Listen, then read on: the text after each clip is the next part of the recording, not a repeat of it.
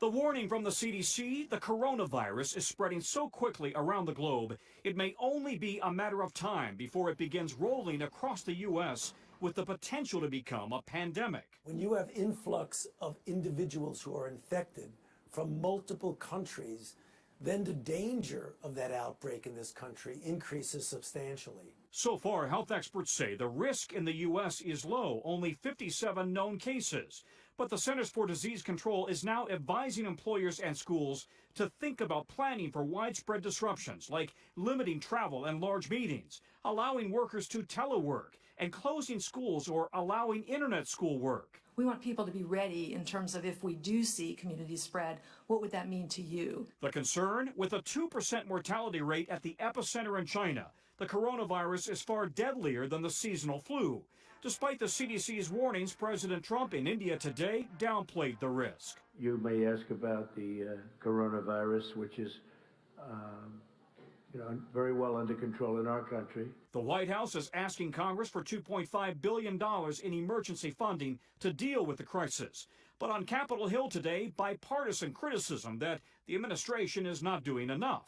The approach right now seems to be take 2 aspirin and call us in the morning. I'd like to see us investing more than we have been, and probably more than we're even planning at this stage. Meanwhile, the Trump team insists the economic fallout should be minimal. We have contained this, I won't say airtight, but pretty close to airtight. Despite that message, the stock market went into another nosedive today, 879 points, down 1,900 points and 6% in just 2 days. A lot of focus on how quickly a vaccine could be developed. The NIH says human trials for a vaccine could start within 2 months, but a widely available vaccine, that will probably be another 12 to 18 months away. Coronavirus cases have quadrupled since Friday. Empty streets have become the new normal for the city of 2.5 million residents. Taco is also home to more than 2,500 U.S. military servicemen and women. CBS News was granted access to the U.S. Army garrison here, with temperature screenings and the same questions for all visitors. Can I take everybody's temperature? And today, a first for the U.S. military in Korea. A 61-year-old woman linked to an American soldier at this base has now tested positive for coronavirus. Colonel Edward Blanco is the face of the base, giving health and personnel updates on Facebook Live. On a personal level, how are you feeling with the situation outside? I'm nervous, but I feel confident too. The coronavirus is really harsh on people who are vulnerable. Our population, relative to the regular population, is not vulnerable. Still, though, we're all nervous about it. Meanwhile, in the U.S., people are protesting against plans to quarantine patients in California and Alabama from the virus-stricken Diamond Princess cruise ship anchored in Yokohama, Japan. The Trump administration backed off plans for Alabama, but is confident in the country's response to a potential outbreak. We have the greatest doctors in the world. We have it very much under control. All right, Ramy, so what is there? The number of cases in that country has risen to 219 very quickly. CNN's Melissa Bell is live in Venice with what they're trying to do at this point to contain the spread. Melissa. John, I think you put your finger on it. That's what's really worrying, is how quickly this has exploded. We've gone from like less than 5 cases at the end of last week to these 219 confirmed just now, of which 5 people have died already. Some 10 towns at the very least are under this quarantine, with 50,000 people here in northern Italy essentially trapped inside their towns and villages. Now, what authorities here are saying is that that quarantine system that they've put in place very quickly means that it is still safe to travel to cities like this, Venice, where I am now. But we've been really surprised to see how many tourists are still milling about and how few of them are wearing protective masks. Another extremely worrying thing for authorities here is that they still haven't identified, John, who patient 0 is, which means that they don't know how it got here, they don't know how it's spreading, nor how quickly it's likely to spread, nor even how widely it may have spread already. And you have to bear in mind that here in Europe, the open border situation means that other countries like France, Austria are keeping a very close eye on what's happening here in Italy. It is also the first test, really, for a liberal Western democracy at keeping people essentially penned into their homes. Alison. Melissa, now know there are confirmed cases in 35 countries. It's already classed as an epidemic, but here's an update from the BBC's medical correspondent Fergus Walsh saying the combined situation in South Korea, Iran and Italy point to the early stages of a pandemic. A pandemic being when a disease has spread worldwide. Here's the assessment of the World Health Organization. This is not the time to focus on what word we use.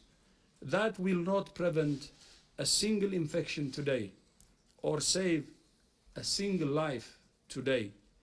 This is a time for all countries, communities, families and individuals to focus on preparing. We do not live in a binary black and white world. It's not either or. We must focus on containment while doing everything we can to prepare for a potential pandemic. Well, look at these statistics. The coronavirus has overtaken the 2003 SARS epidemic and the Middle Eastern respiratory syndrome, MERS, in both the number of cases by far and also the number of deaths too. The SARS outbreak lasted around 8 months. Here's the WHO again on why it is very difficult to put a time frame on this virus. What we don't know is what the reality will be in 2 months or in 6 months' time. There is still a possibility that we can contain the virus and interrupt its transmission, but the virus may settle down into an endemic pattern of transmission, into a seasonal pattern of transmission, or could accelerate into a full-blown global pandemic. And at this point, it is not possible to say which of those realities is going to happen. Well, Italy is one of the countries where numbers are escalating. There's been a 5th death today. There have been more than 200 new cases since Friday. Several towns in Lombardy and in Veneto are on lockdown. That means around 50,000 people cannot leave without permission. And you'll see how that's working in these pictures. This is a police roadblock that's been set up to stop people moving in or out. This is just outside a town called Casal Bustalengo.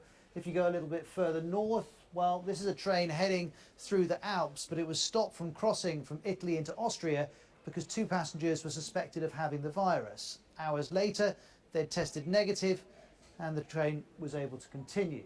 Next, these pictures are from Milan. Just look at these empty shelves. That's because people have been stocking up on food and supplies.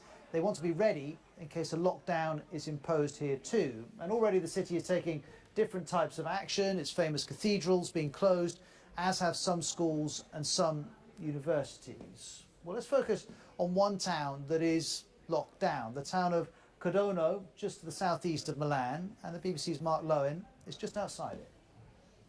Well, this is the exclusion zone now on the road to Codogno, the centre of the outbreak. And you can see they're stopping all the cars trying to enter here and all those trying to leave. Depends whether they've got the authorization as to whether they can pass through. And the carabinieri and military are deciding whether or not to widen this exclusion zone in an attempt to control the coronavirus spread. And Mark's been using his phone to speak to some of the residents who are stuck on the other side of that barrier. Morning, folks. It's Thursday, the 6th of February. A little ghost town here. 1.3 million people all hiding. It's dire here, it's very dire. There's people dropping on the footpath, literally. I can't wait to get out of here. It's terrible. A city of 11 million people in lockdown. So here I am sitting at home because after returning from Hubei province at the heart of the coronavirus outbreak, everybody's told you need to go into quarantine. You can't be exposed to others for several weeks. More than 2,000 dead, tens of thousands infected. Rising anger over how the crisis is being handled.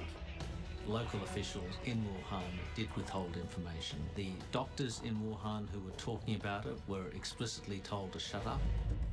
And scientists racing to find a vaccine. We just don't know how this outbreak is going to develop or how many people are ultimately going to be infected or ultimately going to die from this disease. Tonight on Four Corners, how the coronavirus outbreak sparked a global emergency. I'm absolutely fucking petrified. The police are actually knocking on doors and taking temperatures, and if people have got a temperature, they're dragging them out. You don't get a fucking say in it. You don't get an option.